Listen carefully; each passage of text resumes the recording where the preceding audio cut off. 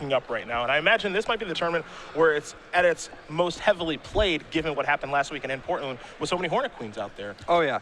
And if you saw just how big Doomwake Giant was at the World Championships, it was one of the most popular cards, one of the most popular strategies. Joe Lossett's going to start off with the planes here, so no favorite hoplite to get the ball rolling. McDarby is going to play Atlanta Royal Waste and pay not 2, but 3 life for a Thoughtseize here. So we'll see Joe's hand. You see an Ordeal of Thassa, a couple of lands. Those are the white border cards. Thoughtseize is huge on the play. Absolutely. It's gotta be. I mean, Thoughtseize is one of the best cards against Blue White Heroic anyway for just this purpose. We see Joe Lossett, sure enough, has only a single threat.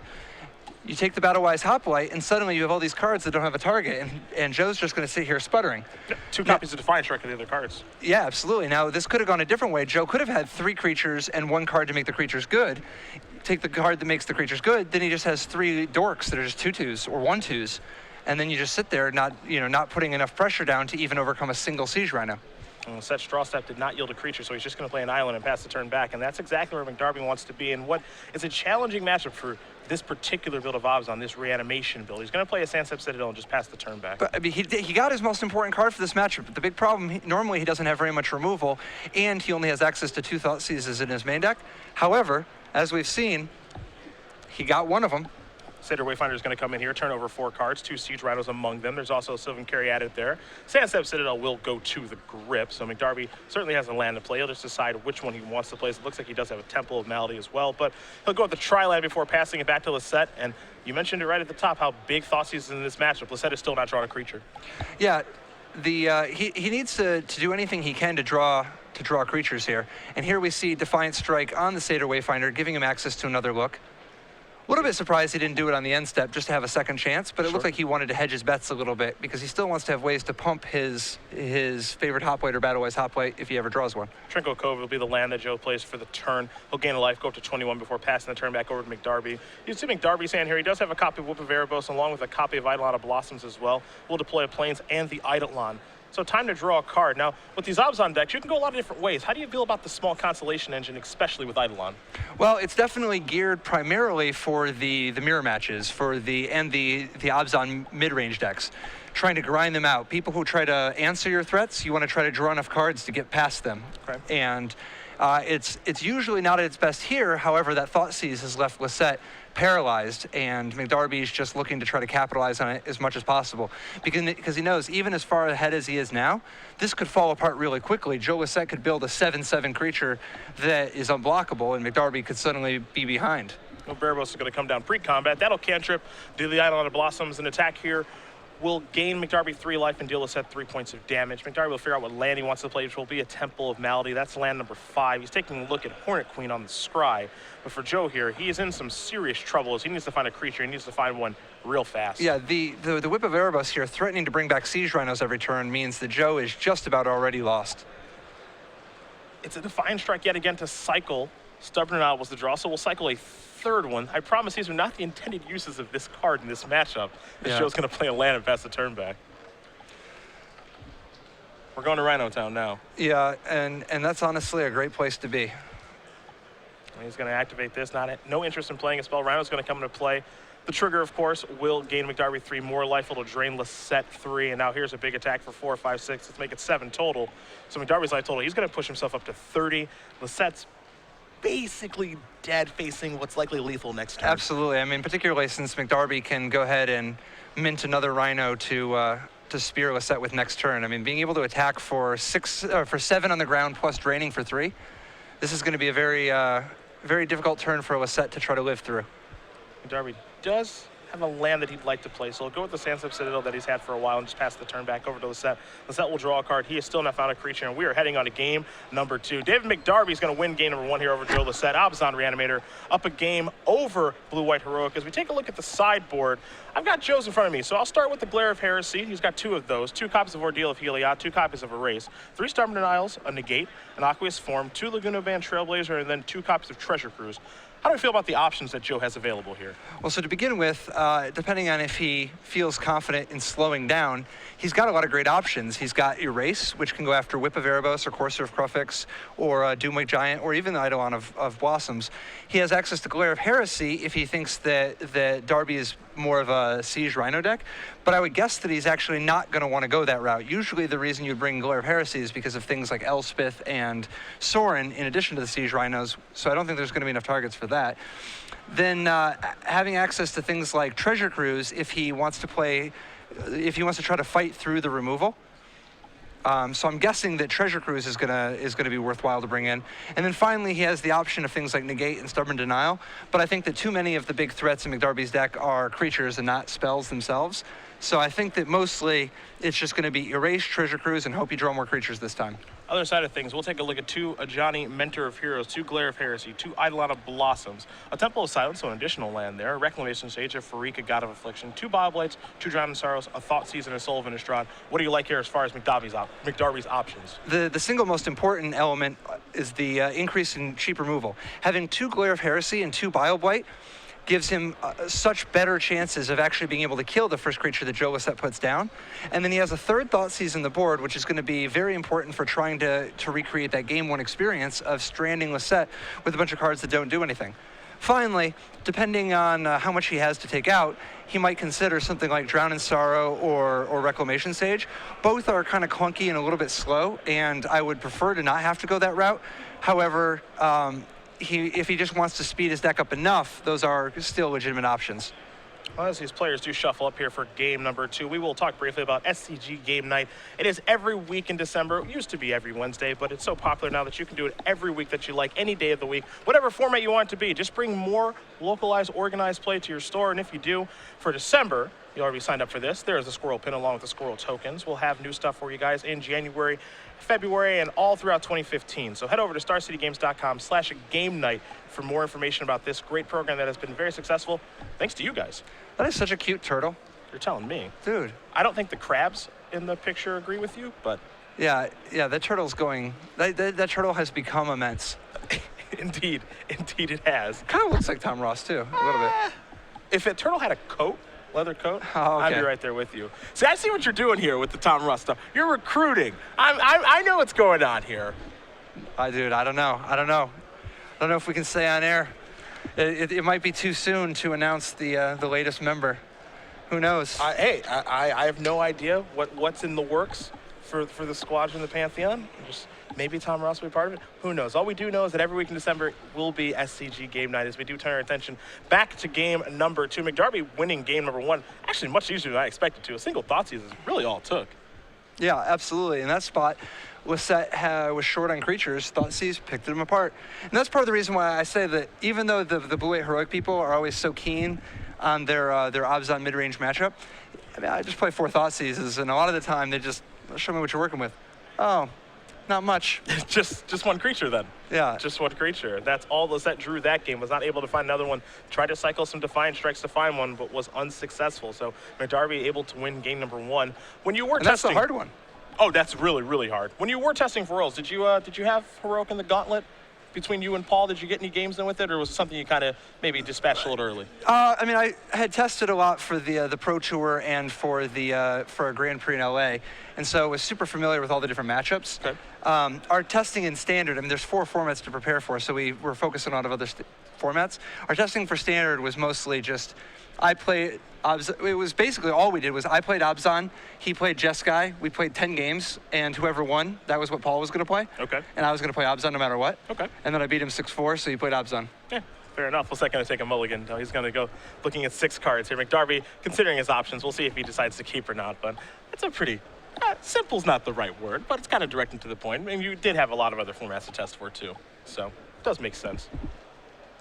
Plus, I don't know. I mean, maybe it's foolish of me, but I don't have the same respect for this Blue-White Heroic deck that a lot of people on the Open Series do. Well, it broke open in Columbus a few weeks back. I've seen the numbers. Yeah, and it had a great weekend. It had a great weekend. It's had a couple good showings, without question. Second place at Grand Prix San Antonio as well, so certainly capable of racking up some W's.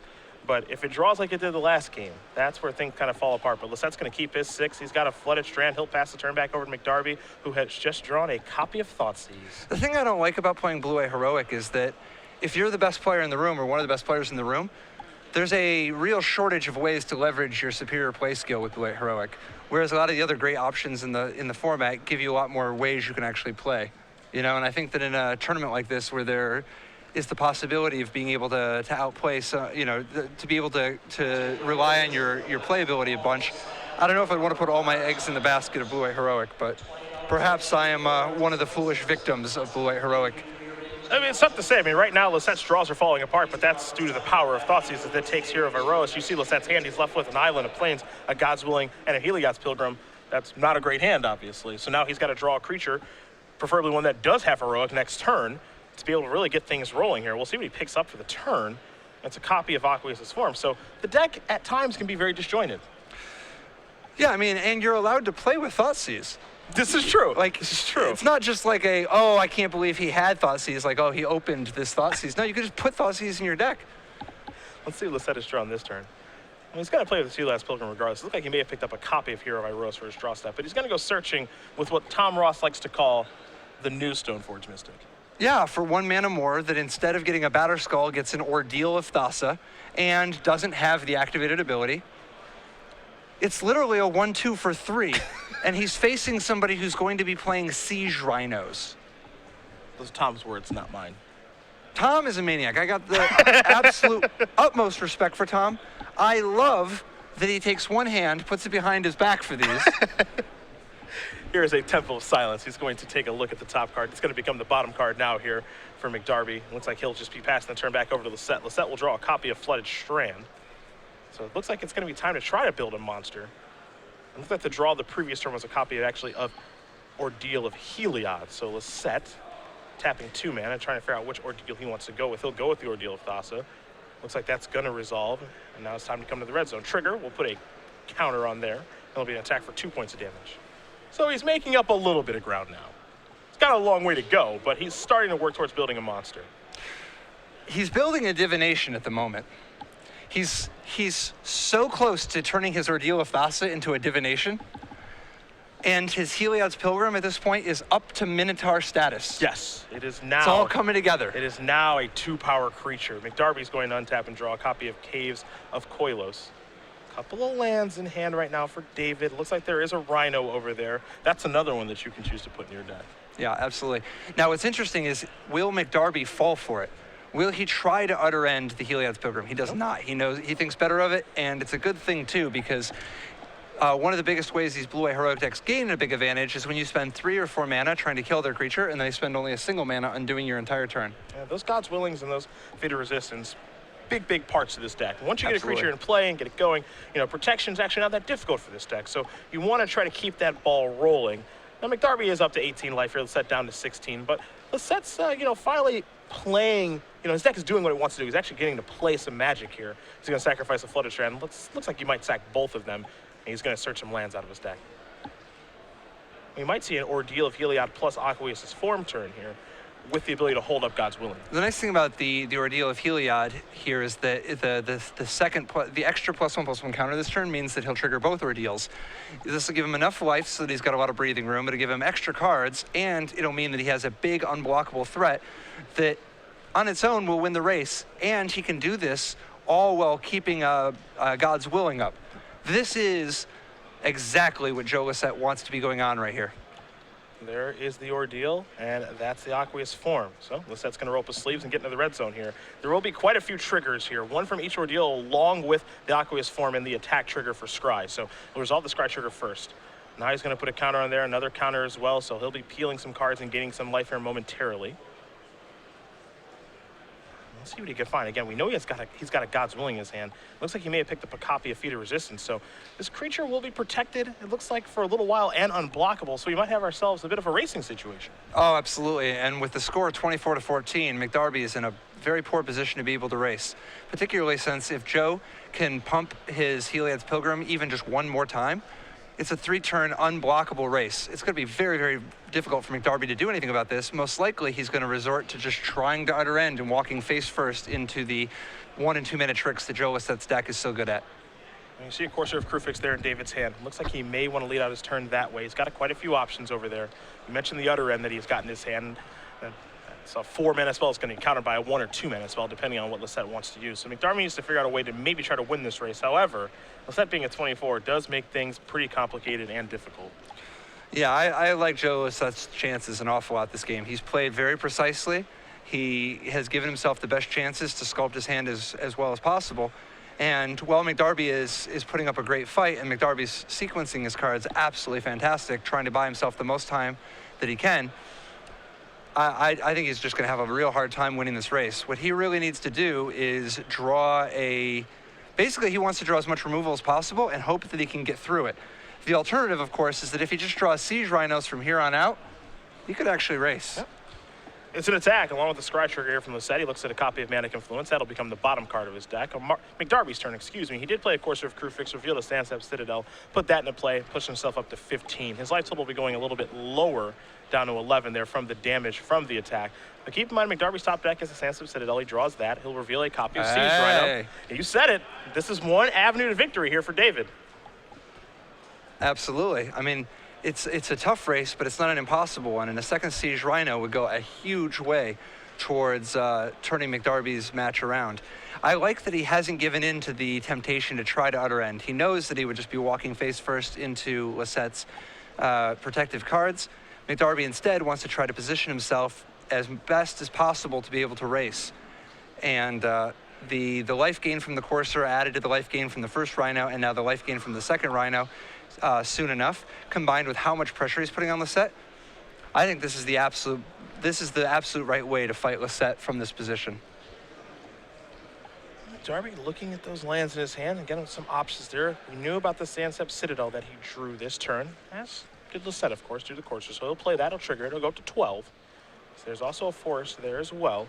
Siege Rhino on top of the deck, so no real interest in playing a temple or a fetch land here, as I imagine that's what he wants his draw step to be. I guess things do get a little bit interesting if McDarby wants to actually use the utter end on a card like Aqueous Form and not the creature. Absolutely. It's much more difficult for Lossett to do anything about that. He could potentially have something like Stubborn Denial, but in general, it's going to be very difficult for him to protect the Aqueous Form, which means that if need be, McDarby can try to race at some point and actually have blockers for the Heliod's Pilgrim. Darby is still examining his options here. He does have a copy of Murderous Cut in his hand as well. He's actually going to send in here with just the Courser. Somebody's trying to lay a little trap here, I think. Absolutely. The only thing that I don't like about this is that it falls apart against Feet of Resistance. Sure. A card that Joe does have in his hand. Now, he's going to cast a God's Willing right now. This is a pretty aggressive use of this card. Wow, just to scry one? I'm a touch surprised by this. This is incredibly aggressive. It does neutralize McDarby's ability to do anything with utter end, but... Darby taking a look at the copy of Murderous Cut in his hand now, too. So he's got those two removal spells in Murderous Cut and Utter End, deciding which one he wants to play. He's going to go with full price on the Murderous Cut, targeting Heliod's Pilgrim. This will be a Feat of Resistance. Interesting. Yeah, it's definitely an extremely aggressive use of God's Willing here. Now, God's Willing is going to resolve. No heroic trigger because it's not a heroic creature. It's a Heliod's Pilgrim. We'll scry one. Battle-wise Hoplite is the card he's looking at, and I would be a little surprised if Joe wants to draw that one. You know, the question is to ask himself, is Battle-wise Hoplite better than just a random draw in this situation, especially when you're staring down a Siege Rhino on top of your opponent's deck? Man, I feel like this is a real tough spot. I mean, Joe is basically shields down now. He's drawn something he likes, and it will be a copy of Defiant Strike, so that'll make that creature a little bit bigger. That'll cantrip. Now we'll draw another card. Didn't get a great look. Looks like another Defiant Strike? Yep. Here's an attack. Scry. Heliod's Pilgrim is what he's found. He's going to leave that on top of his deck. McDarby will shrug his shoulders, says, I can't block for multiple reasons, so I'll just take a bunch of damage. So it'll be 4, 5, 6 total. The one die there off of the creatures for Defiant Strike, giving +1/+0, which means McDarby's going to go down to 6. But as you said, the set's he's naked here. He doesn't have a protection spell. Yeah, I mean, blowing the God's Willing there, it did lead to an interaction where he was able to punch through some damage, but he's real vulnerable. If McDarby uses the Utter End on the Heliod's Pilgrim itself, Lossett's entire game falls apart. I don't think he'll be able to come back. Siege Rhino's the draw. Courser of Crew Fix is the reveal.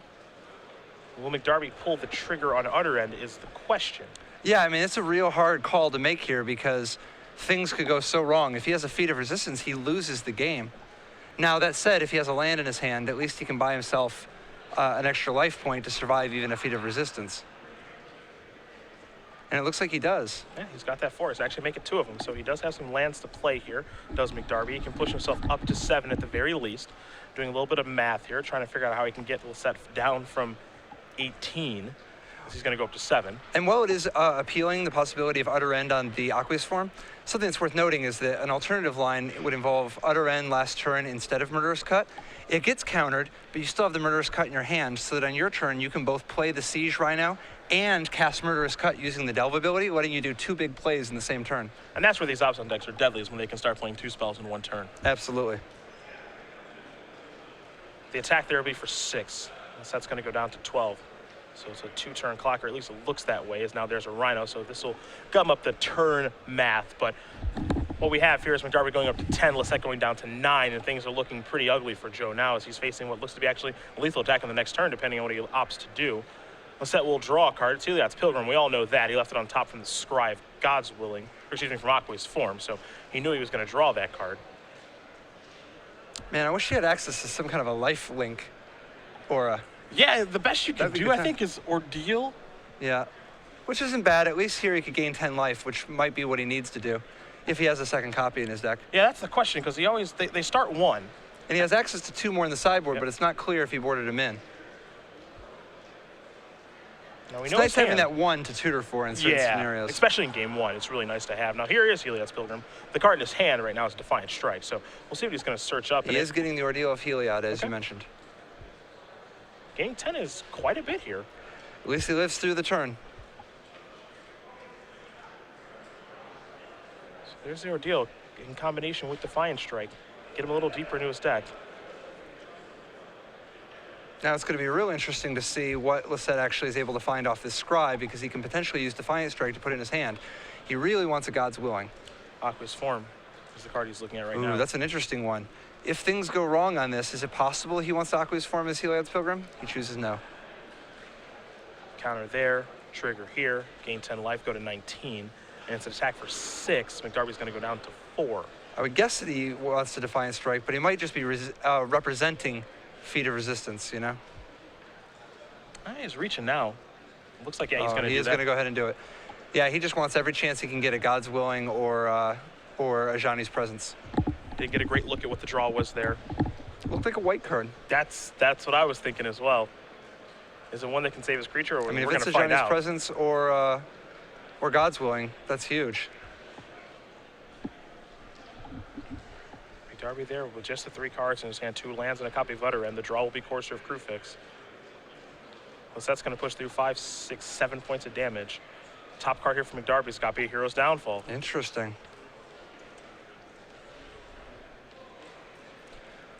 Three mana can be set aside to cast the Courser. He just wants the extra life. Needs every little bit of breathing room he can get. So what do you think? If you're McDarby here, what's the thought process in deciding between what to Utter End? Oh, he just snaps it off. I think you just snap it off on the creature, really. Wow, yep. Not even hesitation. Yeah. Snaps it off, and his call was good. So Aqueous Form is going to go to the graveyard. Large Heliod's Pilgrim is going to go to the exile area. We won't even see it on camera anymore. And here's a large attack for 4, 8, 9, 10. So what Heliod's Ordeal did is now undone. Lossett with just a Heliod's Pilgrim. He's going to show the 2 creatures. He'll play them both there in favored Hoplite and Laguna Van Trailblazer. But if that's your play, I don't think you're winning this one. Wow, and there's another Hero's Downfall on top, as if this wasn't enough. McDarby going to go reaching here. He's going to see if he can get through the last points of damage. Yeah, now if Lossett can throw away most of his board but keep a creature, possibly he can chain Defiant Strikes. He really needs to keep a +1/+1 counter creature, so that if he chains a couple Defiant Strikes, he can get an Ordeal fast and maybe draw enough resources to try to somehow get up to 5 power in 1 turn. It would take quite the chain for things to break his ways. McDarby's going to go up to 7 now after 2 Courser Crewfix triggers, but it's not impossible, and we'll see if he can do it right now. Yeah, no, it's not impossible at all. I mean, he's got 1 damage showing. He just needs, okay. Yep. I was going to say, 2 Defiant Strikes would be either a Defiant basically Strike +4 then. Yeah. Yeah. Either a Defiant Strike or a deal of FASA. Sure. That would work as well instead of one of the Defiant Strikes. Either way, But- David McDarby